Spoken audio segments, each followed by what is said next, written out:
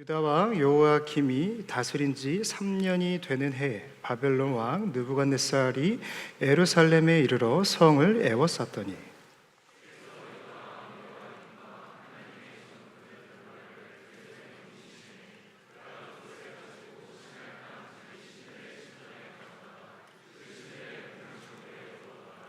왕이 환관장 아스브나스에게 말하여 이스라엘 자손 중에 왕족과 귀족 몇 사람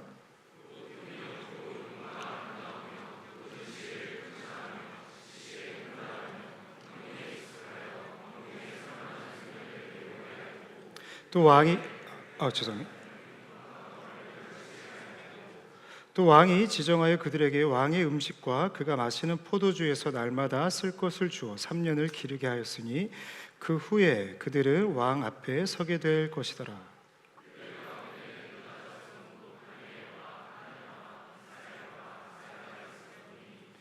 환관장이 그들의 이름을 고쳐 다니엘은 벨드사살이라 하고 하나냐는 사드락이라 하고 미사엘은 메삭이라 하고 아사랴는 아벳누고라 하였더라.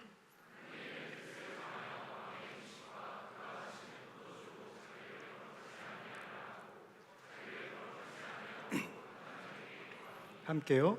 하나님이 다니엘로 하여금 환관장에게 은혜와 긍휼을 얻게 하신지라. 아멘. 이것은 하나님의 말씀입니다. 오늘 이 시간 삼킴을 당하나라는 제목으로 말씀을 나누고자 합니다. 저희가 네팔에 가보면요, 이 트레비아 나무를 흔히 볼 수가 있는데요, 이 트레비아 나무는 과수입니다. 그러니까 철에 따라서 열매를 맺는 거죠. 근데 이 열매에 아주 재밌는 별명 하나가 있어요. 바로 콧불소 사과라고 하는데, 이유는 단순합니다. 다른 동물들은 크게 관심이 없는데 이 콧불소만이 유독 이 과일을 즐겨 먹기 때문이죠. 이 콧불소는 트레비아 나무 아래서 충분히 포식한 다음에 유유히 자리를 떠나는데, 여러분, 말이 포식이죠. 이 콧불소는 종류에 따라서요 크게 3톤까지 나간다고 합니다. 이 3톤이나 되는 거대한 동물이 이 트레비아 나무 열매를 먹고 지나간다. 이 나무 입장에서는 탈탈 털리는 격이죠. 여러분, 나무의 마음은 어떨까요? 저는 예화이긴 하지만 1년 내내 애써 키운 그 열매가 이 털려가는 상황 속에 마음이 힘들지 않았을까라는 생각을 해보는데, 제가 이 트레비아 나무의 마음을 깊이 공감하는 이유가 있습니다. 제가 대학부 교육자님들과 식사를 종종 하는데, 이분들과 식사를 하면요, 저도 모르게 맥박이 쿵쾅쿵쾅 뛰어요. 그러면서 젓가락질이 빨라져요. 그러면서 평소보다 한 1.5배는 더 먹는 것 같아요. 한 번은 제가 회의 때 포카칩을 이렇게 뜯었어요. 회의만 하면 삭막하니까 과자를 뜯었죠. 메뚜기 떼가 지나간 줄 알았어요. 아니, 사실 김스택 전사님이나 이재민 목사님이나 이미 알고 있기 때문에 몰래 그랬으니까 실망할 것도 없어요. 근데 김석현 전사님이 먹방계 다크템플러 같았어요. 끝까지 이렇게 드시더라고요. 그런데 제가 또 한 가지 발견한 놀라운 건요, 송한슬 목사님이요, 의외로 안 드세요. 의외라는 말을 써서 좀 죄송한데 약간 속과예요, 속과. 여러분, 소가 풀만 먹어도 살찌잖아요. 약간, 여러분, 송한슬 목사님 뭐라고 하지 마세요. 송한슬 목사님 입이 짧습니다. 그런데 다시 말씀으로 돌아오면요, 이 트레비아 나무는 굉장히 마음이 힘들 겁니다. 왜냐하면 1년 동안 애쓰고 수고해서 맺은 열매를 한순간에 다 날려버리는 거잖아요. 그런데 놀라운 건 하나님께서 심겨놓은 신비가 여기 안에 있다라는 것이죠. 하나님께서는요, 이 자연 속에 심겨놓은 신비로 우리의 삶을 풀어내기 시작하시는데요, 다 익어 떨어진 열매는요 결코 음지에서는 싹을 틔울 수가 없습니다. 상식이죠. 양지로 나가야 되는데, 여러분, 열매가 발이 있습니까? 손이 있습니까? 누군가가 옮겨줘야 된다는 겁니다. 그런데 다른 동물들은 다 관심을 갖지 않지만 오직 콧불소만이 관심을 갖고 그들을 양지로 옮겨주는 격이 되는 것이죠. 그러니까 뱃속에 들어간 열매는요 다 소화가 되고 씨앗만 남습니다. 이 씨앗이 배설물과 함께 다시 세상으로 나오게 되는데, 이 씨앗은 배설물을 양분 삼아서 어디선가 다시 고목으로 자라난다라는 것이죠. 그렇습니다. 열매는요 무기력하게 삼킴을 당하나 새로운 생명을 싹틔우는 가장 완벽한 길을 만난 것입니다. 이러한 이야기는요, 아카시아와 코끼리 사이에서도 일어나고요. 이 방법은 조금 다르지만 이 민들레도 그렇습니다. 바람이 불어와야만 이 홀씨가 날아가서 또 다른 생명을 싹 틔우는 것이죠. 다시 말해서 끝이라 생각했던, 삼킴을 당했다라고 생각했던 그곳에서 새로운 생명이 움트는 것입니다. 사실 오늘 말씀도 이와 같습니다. 우리가 너무나도 익숙한 다니엘 말씀이지만요, 그는 귀족 가문으로서 출세가 보장된 인생이었죠. 그냥 자라만 나면 관직을 얻을 수 있는 그러한 사람이었습니다. 그런데 BC 605년에 바벨론이 예루살렘을 침공한 거죠. 오늘 읽었던 말씀처럼 그때 왕족과 귀족들과 함께 포로로 끌려갔던 것이 바로 다니엘과 세 친구들이었어요. 그는 격동하는 시대의 희생양이었습니다. 그때 끌려갔을 시 나이가 10대로 보는데, 여러분 10대가 무슨 저항을 할 수 있겠어요? 저항 한번 못 해보고 삼킴을 당한 거죠. 그러나 제가 서두에 말씀드렸던 것처럼 이 트레비아 나무가 주는 이 하나님의 신비는 무엇입니까? 세상에 삼킴을 당하나 씨앗이라는 본질을 지키면 어디선가 고목이 되어 또 다른 열매를 맺는다라는 겁니다. 아시다시피 그는 훗날 바벨론의 총리가 되죠. 다 압니다. 또한 바벨론이 망하고 페르시아 제국이 들어섰을 때 역시도 그는 총리로서의 나라를 다스리는 위치를 굳건히 합니다. 물론 제가 오늘 이 말씀을 통하여서 다니엘의 어떤 처세술을 말하려고 하는 것도 아니고요, 또 어떠한 성공 스토리, 신데렐라 스토리를 여러분들에게 전하고 싶은 마음도 추호도 없습니다. 그러나 제가 이 시간 여러분들에게 던지고 싶은 화두는 무엇이냐면, 삼킴을 당한 다니엘이 끝까지 지켰던 그 씨앗이 무엇이냐라는 것이죠. 그가 끝까지 지켰던 씨앗이 무엇이냐라는 것입니다. 결론부터 말씀을 드리면요, 우리 다니엘서 6장 23절 말씀을 읽겠는데요, 다니엘서 6장 23절 시작. 왕이 심히 기뻐서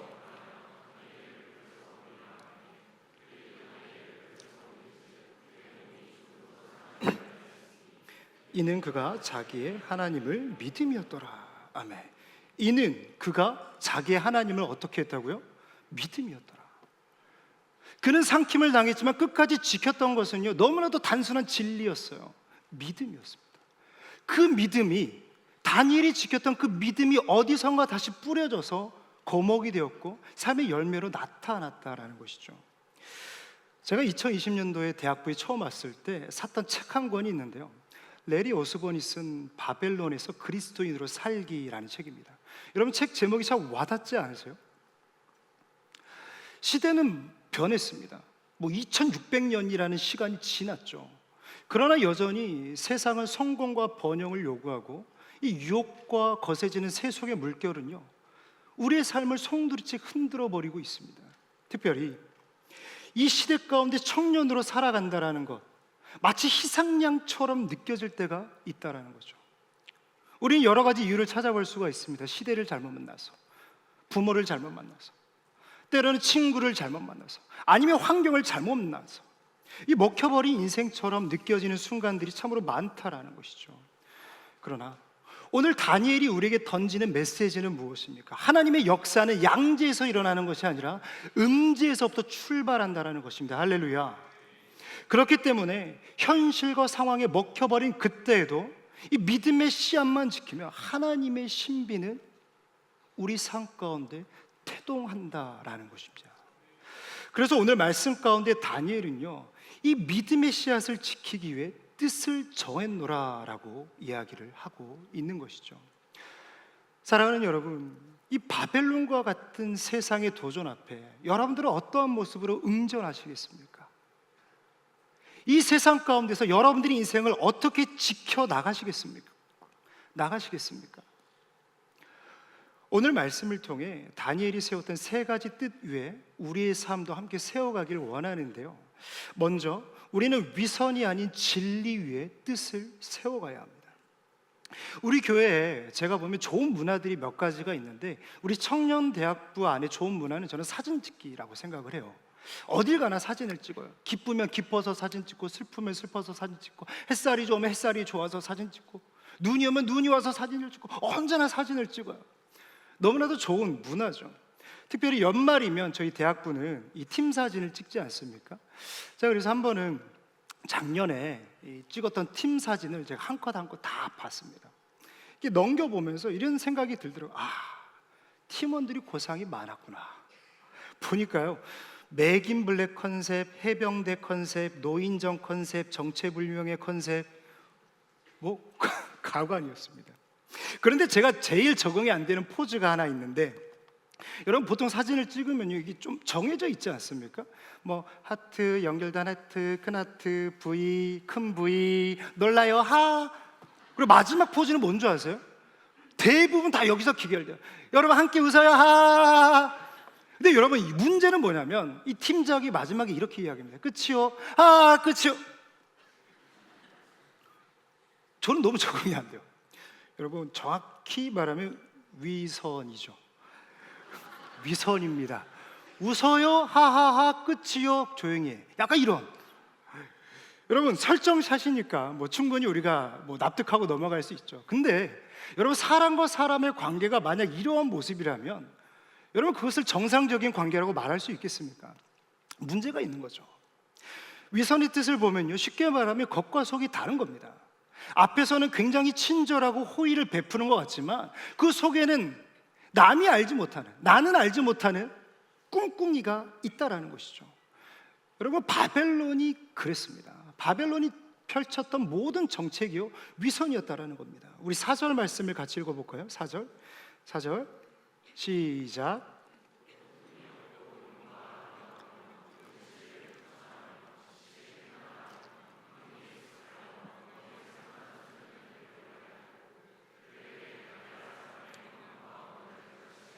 아멘. 다니엘과 세 친구의 소개를 잘 표현하고 있는데요, 흠이 없고 용모가 아름답고 지혜와 지식이 통달하며 이 학문에 익숙한 자. 여러분, 이 말씀을 묵상을 하는데요, 여러분, 지금으로 따지면 사케죠, 사케. 이런 사기 캐릭터가 없습니다. 다른 말로 하면 엄치나 정도로 표현을 할 수 있겠죠. 그럼에도 불구하고 그들은 이 날개를 달았지만 이 꺾여버린 날개의 인생을 살아가게 됩니다. 포로로 끌려간 거죠. 그런데 이 4절 말씀처럼 이 예기치 못한 기회가 찾아온 겁니다. 수업만 잘 받으면 이 출세할 수 있는 길이 열린 거예요. 어쩌면 이스라엘에서 출세할 수 있는 그 풍요로움보다 더 큰 영화로움을 얻을 수 있는 기회를 얻은 겁니다. 여러분, 그러나 이 특권 뒤에 숨겨진 바벨론의 위선은 무엇입니까? 이 바벨론의 세계관을 주입하기 위한 유화 정책이죠. 그들의 문화, 교육, 종교 등을 통해서 그들의 민족성을 말살시키고 그들이 목숨 걸고 지켰던 이 야훼 신앙, 여호와를 향한 그 신앙을 송두리째 뽑으려 했다라는 겁니다. 사랑하는 여러분, 오늘 이 말씀을 묵상할 때 우리는 생각해야 돼요. 과연 이것이 느부갓네살 왕의 머릿속에서 나온 생각인가? 저는 인간의 배후에 있는 사탄의 전략이라고 생각합니다. 여러분, 사탄의 전략하면요, 우리는 굉장히 어떠한 그런 귀신을 생각하죠. 머리가 길고 흰 속옷을 입고 네 다리 내나 약간 이런 것들 생각하지 않습니까? 그러나 사도 바울이 말하는 사탄의 모습은요, 정반대라는 것이죠.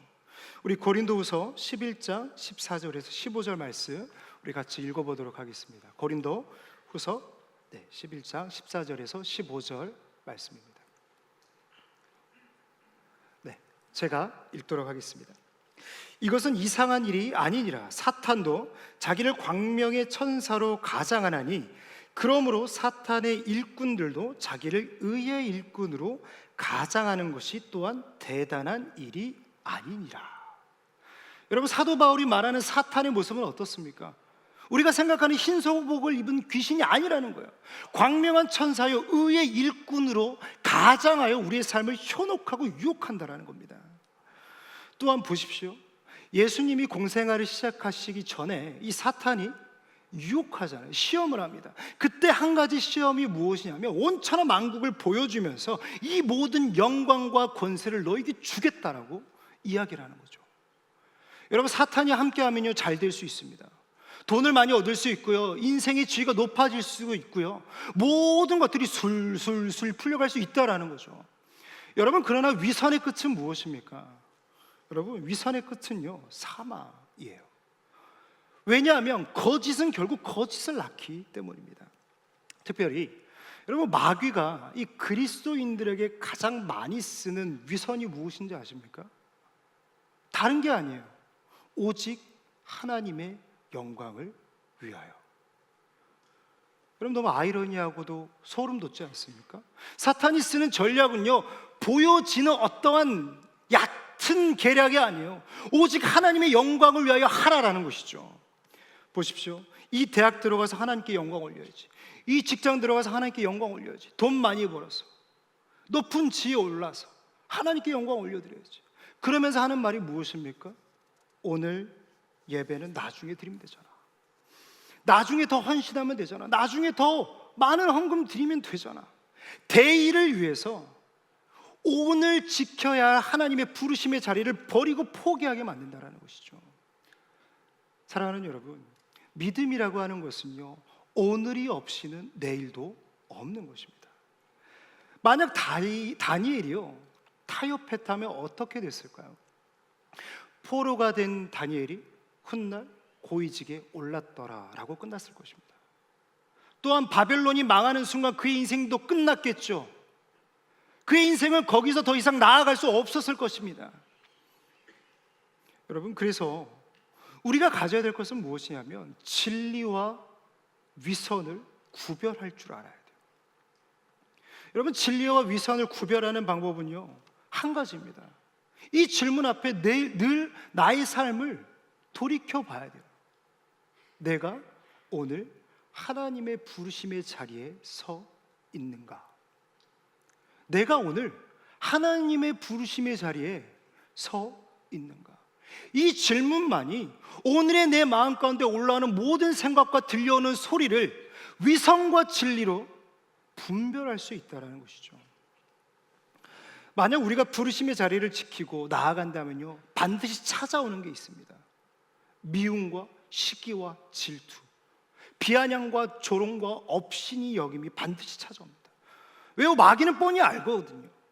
우리를 흔들어서 위선의 길로 계속 끌고 가려고 우리의 삶을 붙들고 있기 때문입니다. 여러분, 그래서 예수님께서 우리에게 하신 말씀이 무엇입니까? 우리 요한복음 17장 14절 말씀을 같이 읽어봤으면 좋겠는데요. 요한복음 17장 말씀입니다. 시작. 내가 아버지의 말씀을 그들에게 전했는데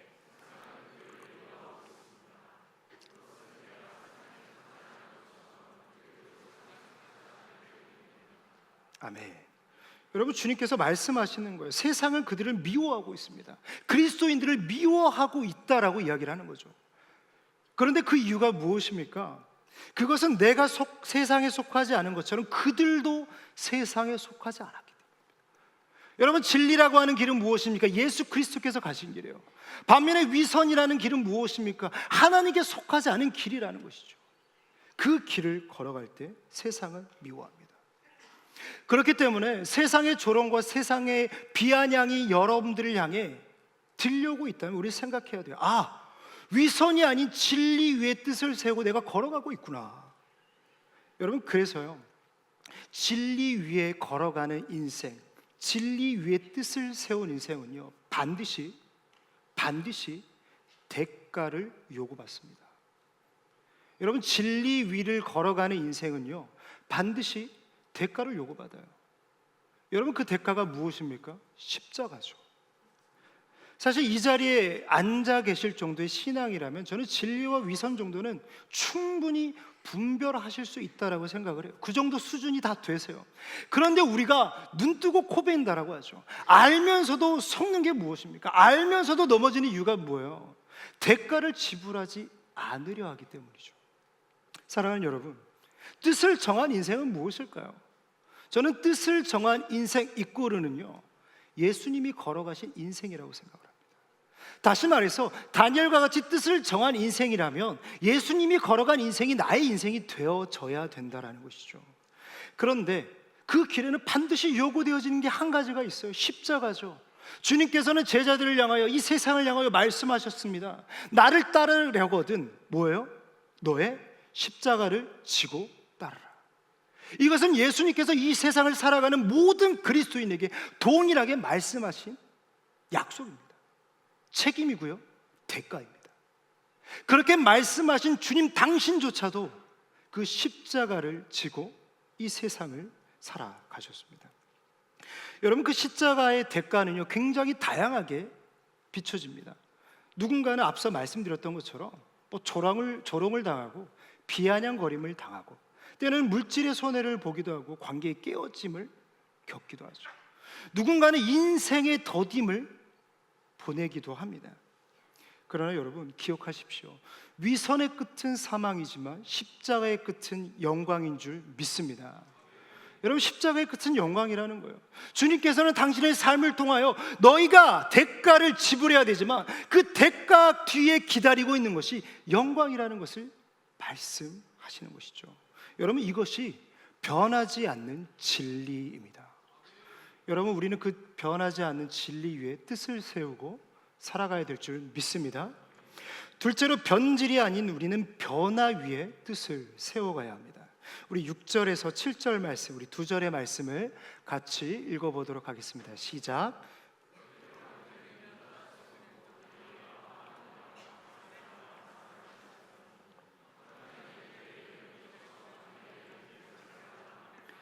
하나냐는 사드락이라고, 미사엘은 메삭이라 하고, 아사랴는 아벳누고라 하였더라. 아멘. 여러분, 당시 유대인들의 이름에는요 하나님을 향한 신앙의 정체성이 담겨져 있습니다. 다 아시겠지만 다니엘의 뜻이 무엇입니까? 하나님은 나의 재판관이시다. 뿐만 아니라 하나냐는 여호와의 은혜가 깊으시도다. 미사엘과 아사랴도 마찬가지죠. 누가 하나님이신가? 또 여호와께서 도우신다.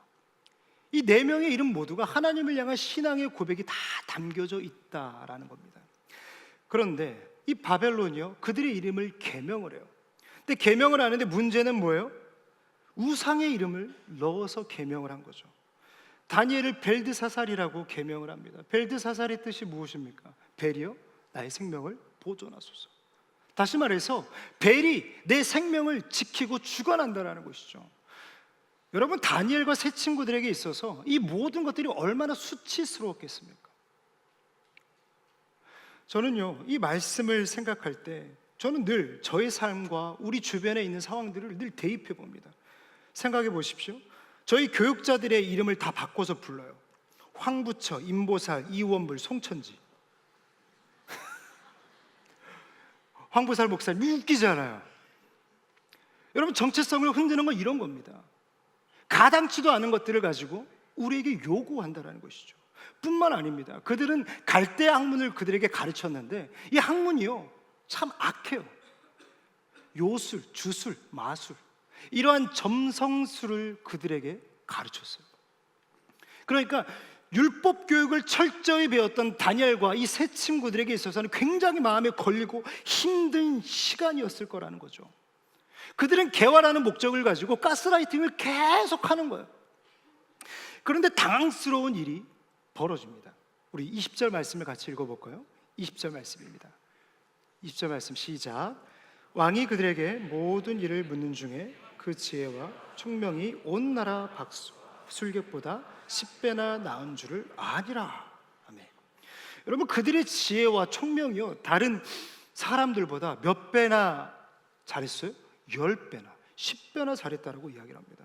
여러분, 그들이 가스라이팅을 당한 걸까요? 아니면 포기한 걸까요? 아니면 정말 출세를 하려고 목숨을 걸고 배웠을까요? 아니죠. 앞서 우리가 나눴던 것처럼 그들은 변질이 아닌 변화를 선택한 것입니다. 저는 이 말씀을 묵상하는데 문득 황 목사님의 반야신경이 떠올랐어요. 여러분, 황 목사님이 불교 고등학교를 나왔잖아요. 여러분, 3년의 시간이 얼마나 힘들었겠습니까? 그러나 황 목사님은요 변질이 아닌 변화를 선택하셨어요. 모두가 반야신경을 외울 때 황 목사님은 어떻게 하셨어요? 하늘에 계신 우리 아버, 오기 전까지 영민 스님 걸 제가 외웠는데 안 되네요. 여러분, 모든 사람이 반야신경을 외울 때 그 반야신경을 개사해서 주기도문으로 외운 사람이 황 목사님이죠.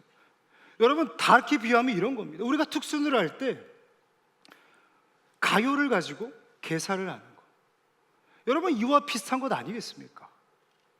다니엘은 그들의 학문을 배웠지만 그들이 가지고 있는 정체성은 결국 흔들리지 않고 믿음을 지켜 나아갔다는 것입니다.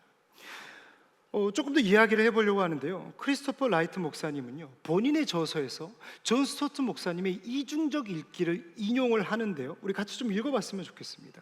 우리 이중적 듣기, 우리 같이 읽어볼까요? 시작. 우리는 하나님의 말씀을 믿고 그 말씀에 복종하고 순종하기 위해 그 말씀에 귀를 기울인다. 하지만 동시에 우리는 세상에 굴복하거나 순응하기 위해서가 아니라 세상을 이해하고 의미 있는 방식으로 복음을 알리고 전하기 위해 세상에도 귀를 기울인다. 그래서 우리는 하나님의 말씀에 귀를 기울이는 동시에 우리의 주변의 세상에도 귀를 기울여야 한다. 여러분, 2018년에 담임 목사님께서 탁월함의 은혜라는 제목으로 말씀을 전하신 적이 있는데요, 그 말씀 가운데 여러 대지가 있었습니다. 근데 그 대지의 몇 가지가 참 제 마음에 남아요. 첫 번째 대지가 무엇이었냐면, 탁월함을 위한 탁월함이 아니라 하나님의 영광을 위한 탁월함을 가지라 였습니다. 두 번째 대지가 무엇이었냐면, 탁월함이 우상이 되어선 안 됩니다 라는 말씀이었는데요, 여러분, 그 말씀이 가지고 있는 핵심은 무엇이냐면 순서가 바뀌면 안 된다는 거예요. 탁월함을 가지지 말라라는 것이 아닙니다. 탁월함을 가져야 하는데 그 탁월함을 가지는 목적이 무엇이냐, 그 중심에 무엇이 있느냐가 더 중요하다는 것이죠. 여러분, 쉬운 예로 보면요, 솔로몬을 보십시오. 그는요, 변화 가운데 나라를 탁월하게 다스렸습니다. 그러나 그는 변화가 아닌 변질로 끝이 나버리죠. 그 이유가 무엇입니까? 그 중심에 있었던 그 듣는 마음, 하나님을 향한 그 영광의 자리에 나의 명성과 나의 영광이 또아리를 틀었기 때문이죠. 여러분, 우리의 인생도 마찬가지입니다. 탁월함을 가져야 하지만 그 탁월함의 중심 안에 나의 증명과 내 삶의 영광이 들어간다면 그것은 변화가 아닌 변질로 나아갈 수 있다는 것을 우리는 깨어 기도해야 된다는 것이죠. 여러분, 그러나 다니엘은 달랐습니다. 우리가 다니엘 3장 말씀을 보면요, 이 세 친구들이 풀무불에 던져지죠. 다니엘 6장 말씀을 보면 다니엘이 사자굴에 던져집니다. 여러분, 그런데 결과적으로 어떻게 됩니까? 다니엘 6장 26절 말씀을 같이 읽어봤으면 좋겠는데요, 다니엘 6장 26절 말씀 시작. 이제 내가 선언한다. 제가 읽겠습니다. 이제 내가 선언한다. 내 제국 안에 있는 모든 사람들은 다니엘의 하나님을 두려워하며 숭배하라. 그는 살아계신 하나님이시니 영원히 다스릴 것이며 그의 나라는 망하지 않을 것이요 그의 권세는 무궁할 것이다. 여러분, 이 말을 한 사람이요, 다리오 왕이었어요. 다리오 왕이 하나님의 살아계심을 고백하고 그의 영광을 찬양하고 있다는 것이죠. 여러분, 놀라운 일입니다. 그런데 제가 더욱더 놀라운 것은 무엇이냐면, 다니엘을 부를 때 벨드사사라라고 부르지 않아요. 살아계신 하나님의 종 다니엘아라고 부르고 있다는 것이죠. 여러분, 그것은요, 그의 변치 않는, 변질되지 않는 정체성을 이야기하는 겁니다. 변질되지 않는 여러분 씨앗은요, 반드시 탁월함의 열매로 이어지는 것입니다. 여러분, 이 시대를 살아가는 우리도 마찬가지입니다. 레리 오스본이 말했던 것처럼 바벨론과 같은 시대를 우리는 살아가요. 요즘의 정치와 경제, 사회가 얼마나 어지럽고 혼탁합니까? 무엇이 정의이고 무엇이 바른 것이며 무엇이 옳은 길인지를 분별하기가 쉽지가 않아요. 여러분, 이러한 상황 가운데 우리는 많은 것들을 수용할 수 있어야 됩니다. 그러나 중요한 건 무엇입니까? 그 중심에 하나님의 영광이 자리매김하고 있어야 된다는 것이죠. 마지막으로 세 번째 함께 나눌 말씀은요, 세속이 아닌 용속 위에 뜻을 세워야 합니다. 영원한 것이 용속이라면 이 한시적이고 일시적인 게 세속이죠. 여러분, 혹시 영화 하얼빈 보셨습니까? 아마 최근에 내린 것 같은데, 저는 이제 하얼빈을 영화관에서 봤습니다. 하얼빈을 보는데 여러분, 막 진짜 국뽕이 여기까지 차오르더라고요. 그래가지고 제가 돌아와서 모든 독립운동 영화를 다 찾아봤습니다. 뭐 암살, 밀정 뭐 다 봤는데 이 하얼빈과 암살과 이 밀정이라는 영화가 공통 분모가 있어요. 뭔지 아세요? 이 밀정이라는 이 첩자를 중심으로 복선이 이 스토리가 계속 업앤다운을 만들어 간다라는 것이죠. 여러분 저희 집에도 밀정이 한 명 있습니다. 둘째 믿음인데요. 이름 한번 복선이 있지 않습니까? 믿음인데 밀정이요. 우리 집에 있었던 모든 이야기를요 배꼽 어린이집에서 다 썰로 풀어요. 여러분 근데 문제가 뭔지 아세요? 배꼽 어린이집 원장님이 우리 교인이에요. 다시 들어오는 거죠. 한 번은요 제가 이제 목사님 배려로 다들 안 쉬는데 저 혼자 쉬는 날이 있었어요. 여러분 근데 밀정들은요 기가 막히게 냄새를 잘 맡아요. 그날 아침에 저한테 물어보는 거예요. 아빠 교회 안 가? 저 아무 말 하지 않았습니다. 왜냐하면 어린이집 가서 아빠 실업자 썰 풀까봐 여러분 믿을 수가 없는 거예요. 여러분 밀정이라고 하는 것, 첩자라고 하는 것, 내 삶의 모든 것들을 다 까발리고 내 삶의 불이익을 가져오는 부류들이 그런 나쁜 사람들이죠. 여러분 그런데 암살이라는 영화를 보면요 굉장히 마지막 장면이 인상적입니다. 배우 이정재가 이 염석진이라는 인물로서 연기를 하잖아요. 근데 그는 원래는 굉장히 투철한 이 독립운동가였습니다. 그러나 그는 중간에 이 배신을 하고 밀정이 되어서 일본의 앞잡이가 되죠. 그러면서 많은 동료들을 팔아 넘깁니다. 여러분 그 영화의 끄트머리를 보면요 그는 독립이 된 순간에도 호의호식을 하고 있어요. 누가 그를 밀고 합니다. 그래서 재판장이 서게 되죠. 그런데 기소를 당했지만 무죄 판결을 받는 거예요. 그는 유유히 이 재판장을 뚜벅뚜벅 걸어 나옵니다. 그때 이 전지현 씨죠. 전지현 씨가 연기한 이 안호균이 권총을 겨누면서 묻습니다. 그때 동료를 왜 팔았나? 이때 염석진이 무슨 말을 하냐면 몰랐으니까. 해방될 줄 몰랐으니까. 알면 그렇게 했겠나? 라고 이야기를 하는 거예요. 그리고 총에 맞아 비참한 말미를 맞이하죠. 여러분 이 염석진의 마지막 말이 어떻게 다가오세요? 몰랐으니까. 독립이 올 줄 몰랐으니까. 알면 내가 그렇게 했겠나? 여러분 우리는 말씀 가운데 기한과 때가 있다라는 것을 머리로는 알지만 이 염석진의 말이 우리 안에 울림을 주는 이유는 한 가지일 겁니다. 그 기한과 때에 대한 나의 믿음이 없는 거예요. 여러분 그러나 하나님의 기한이 차면 반드시 때는 올 줄 믿습니다. 여러분 그래서 세속이 아닌 영속을 우리는 생각하며 그 위에 삶을 세워가야 된다는 것이죠. 물론 한 치 앞도 보이지 않는 인생 가운데 영속 위에 삶을 세워가는 거 쉽지 않습니다. 그럼에도 불구하고 다니엘이 오늘 이 시대를 살아가는 청년이 우리에게 외치면서 우리를 향하여 영속을 선택하라고 부르짖는 이유는 무엇이겠습니까? 저는 한 가지라고 생각해요. 주님이 일하고 계시기 때문입니다. 여러분 주님이 일하고 계십니다. 다니엘서 1장이 담고 있는 핵심은 무엇입니까? 우리 3절의 말씀을 같이 읽어볼 건데요. 우리 2절 말씀을 먼저 읽어보겠습니다. 우리 2절 말씀 같이 읽어보겠습니다. 시작. 주께서 유다와 여호야김과 하나님의 전 그릇 얼마를 그의 손에 넘기심에 그가 그것을 가지고 신할 땅 자기 신들의 신전에 가져다가 그 신들의 보물 창고에 두었더라. 여러분 그 당시 전쟁은요 신과 신의 전쟁이었어요. 그러니까 승전 국가는요 패전 국가가 섬겼던 우상의 모든 것들을 자신의 신전들로 옮겨왔어요.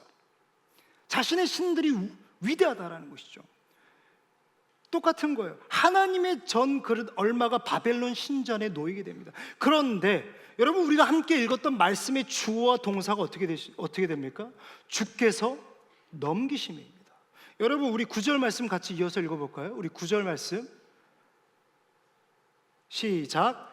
하나님이 다니엘로 하여금 환관장에게 은혜와 긍휼을 얻게 하신지라. 여러분, 이 말씀도 마찬가지입니다. 주어와 동사가 무엇입니까? 하나님이 어떻게 하세요? 얻게 하신지라. 우리 마지막 말씀 17절 같이 읽겠습니다. 17절 시작. 하나님이 모든 서적을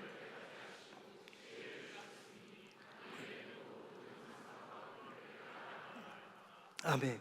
여러분, 이 말씀의 주어 동사도 마찬가지입니다. 그들이 갈대아 학문에서 탁월함, 이 10배나 넘는 탁월함을 가질 수 있었던 이유는요, 한 가지예요. 하나님이 어떻게 해요? 주셨으니. 2절, 9절, 17절 모두가 주님께서 넘기셨고 주님이 얻게 하셨고 하나님이 주셨다라는 것입니다. 여러분, 다니엘서가 가지고 있는 메시지는요, 어떠한 사자굴에서 기적처럼 살아나고 풀무불에서 기적처럼 일어난 어떠한 기적을 담고 있는 메시지가 아니라 변치 않는 하나님의 주권, 주께서 하십니다라는 그 하나님의 열심을 담고 있는 것이 바로 다니엘서 말씀이다라는 것입니다. 여러분, 다니엘의 하나님이 여러분들의 하나님이십니다. 다니엘을 도우신 하나님이 여러분들의 하나님이십니다. 다니엘을 축복하신 하나님이 여러분들의 삶을 축복하실 줄 믿습니다. 왜냐하면 하나님의 열심은요, 언제나 우리를 향해 달려오고 있기 때문이죠. 여러분, 그렇기 때문에 우리는 일시적이고 한시적인 선택에서 벗어나 영원한 하나님을 선택하고 그 믿음의 길을 걸어가야 합니다.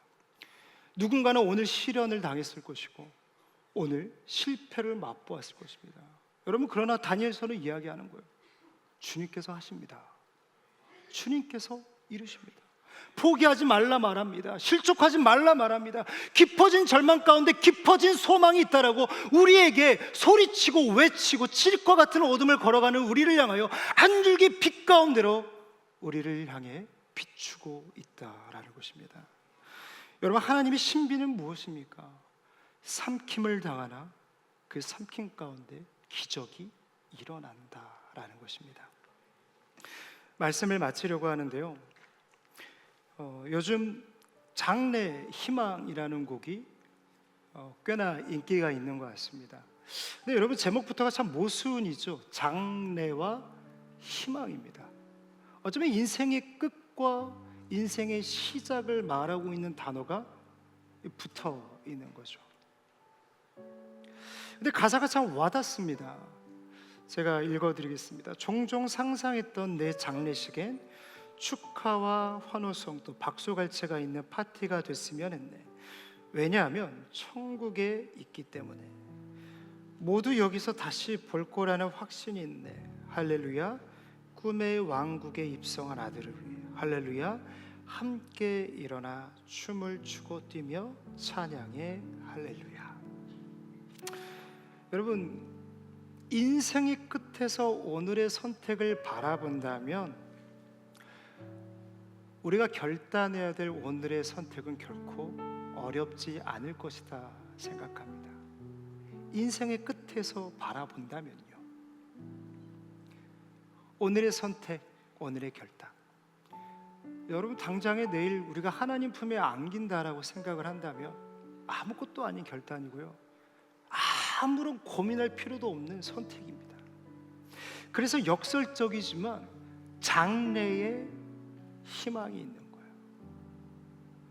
여러분, 연석진의 말처럼 내가 알았나? 독립이 올 줄 알았나? 몰랐으니까. 여러분, 몰랐으니까 오늘의 선택에 주저주저하고 오늘의 선택 가운데 진리가 아닌 위선의 뜻을 세우고 변화가 아닌 변질의 인생을 세워가고 영속이 아닌 세속의 선택 가운데 일시적인 기쁨을 누리며 살아가는 거 아니겠습니까? 여러분, 장래에 희망이 있습니다. 다니엘은 이 땅에 소망을 둔 인생이 아니라 하나님 나라를 소망하며 뜻을 정한 인생이었기 때문에 끝까지 주저없는 걸음을 나아갔던 것이죠. 여러분, 우리는 앞으로 많은 선택의 기로에 설 것입니다. 특별히 2025년 2월이죠. 이번 주에 설 명절도 있었습니다. 어쩌면 우리는 또 다른 새해를 맞이한 겁니다. 여러분, 새해를 맞이하고 우리는 살아가는 모든 시간 속에서 내게 주어지는 그 기로 앞에서 무엇을 선택하시겠습니까? 혹 그 선택이 너무나도 어렵습니까? 무엇이 진리이고 변화이고 영속인지 분별이 되지 않습니까? 여러분, 장래에서 희망을 찾으십시오. 내가 오늘 삼킴을 당하나 하나님께서는 자연 속에 당신의 신비를 심겨 놓으셨습니다. 삼킴을 당하나 그 자리에 소망이 있는 것이죠. 여러분, 오늘의 모든 것에 흔들리지 말고 나의 모든 것 대신 주님을 바라보며 믿음의 여정을 끝까지 걸어가시기를 축복합니다. 우리 시간 함께 찬양하기 원합니다.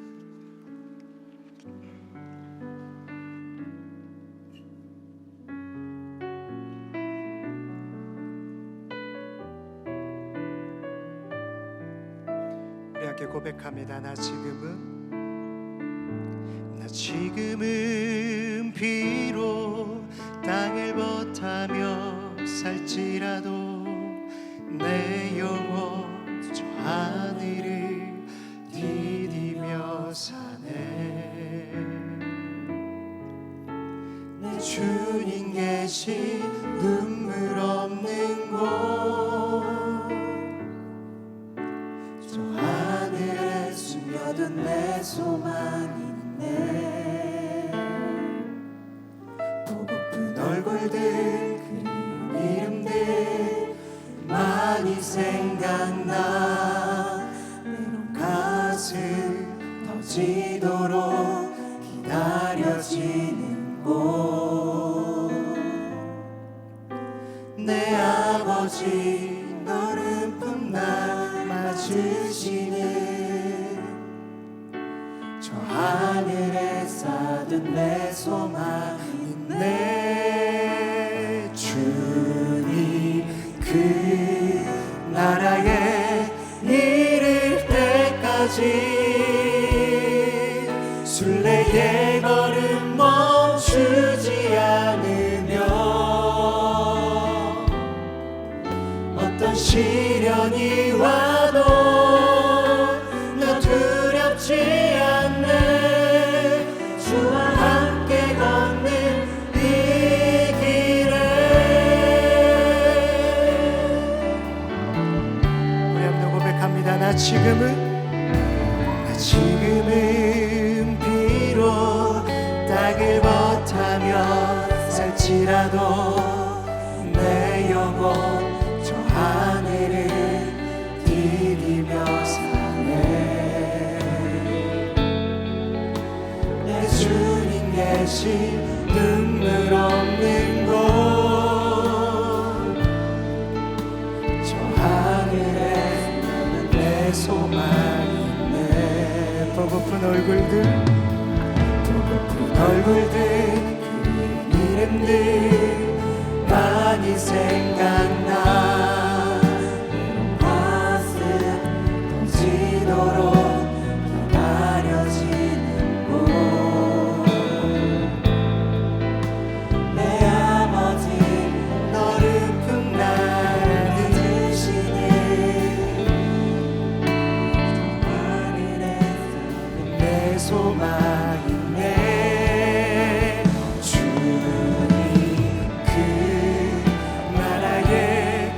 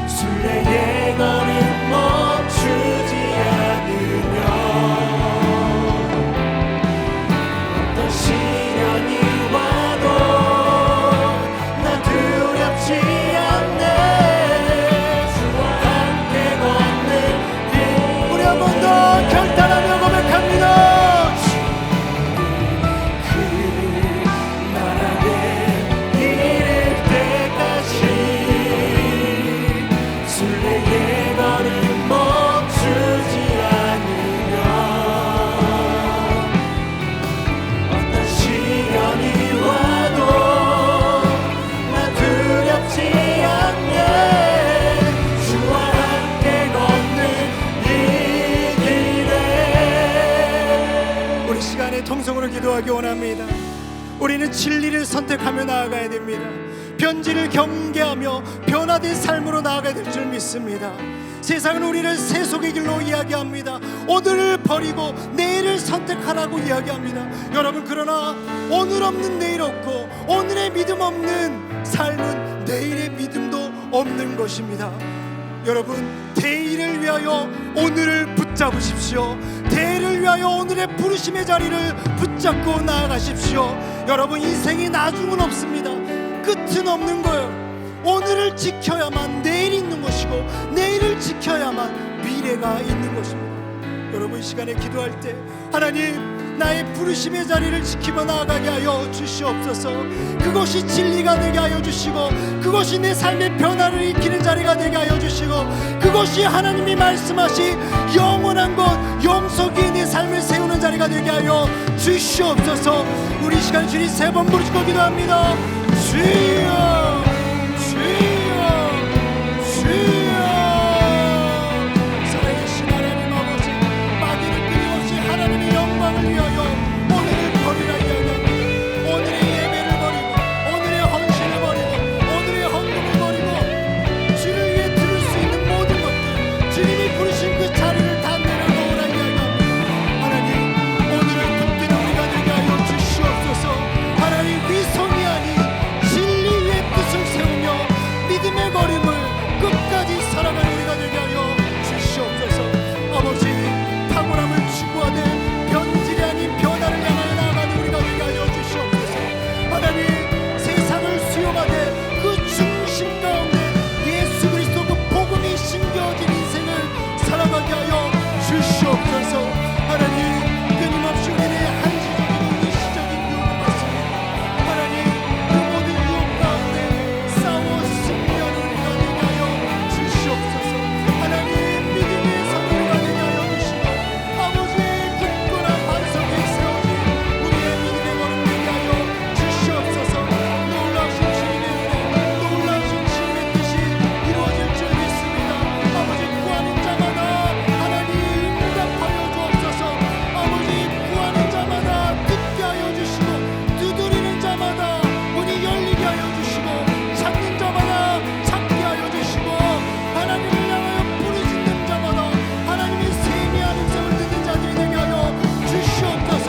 아버지, 때로는 그런 자리가 비아냥과 없이 여김과 아버지 많은 내 삶에 손해와 손실을 끼칠지라도 주님의 자리에서 주님이 부르신 그 자리에 서서 굳게 서서 믿음의 두 손을 들고 주의 이름을 선포하는 자들이 되게 하여 주시옵소서. 주님, 이 시간 우리 찬양으로 고백합니다. 나 이곳에 굳게 서서 두 손을 들고 주의 이름 선포하리라. 나 이곳에 굳게 서서 믿음의 두 손을 들고 주의 이름 선포하리라. 나 이곳에 굳게 서서 믿음의 두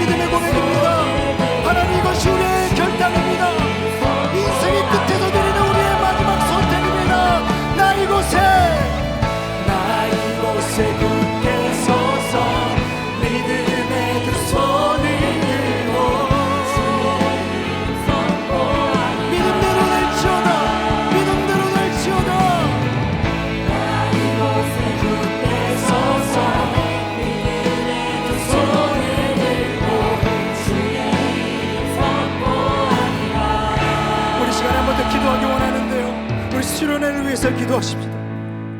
하나님, 그곳에서 굳게 서서 믿음의 두 손을 들고 주의 이름에 선포를 올려드릴 것입니다. 하나님, 내 삶 앞에 있는 모든 큰 산이 무너지게 하여 주시옵소서. 평지가 되게 하여 주시옵소서.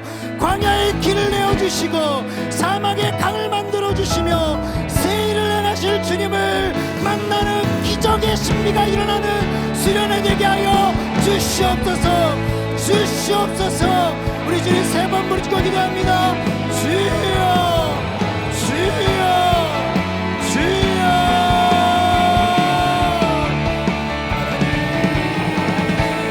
하나님의 열심히 말을 수련회가 되게 하여 주시옵소서.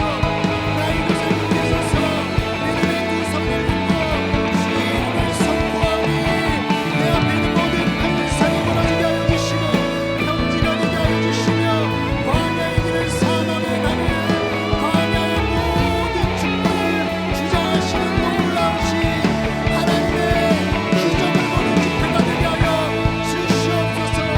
할렐루야, 할렐루야, 할렐루야. 믿음대로 될 줄 믿습니다. 아버지 수련이 은혜를 베풀어 주시옵소서.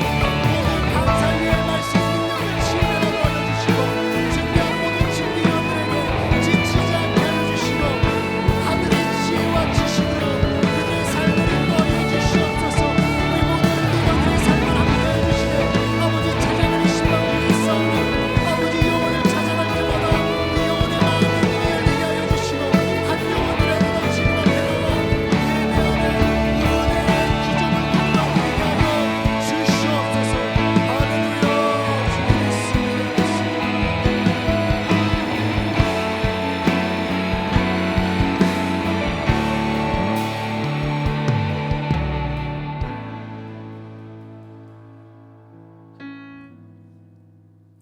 참 좋으신 하나님 아버지, 삼킴을 당하나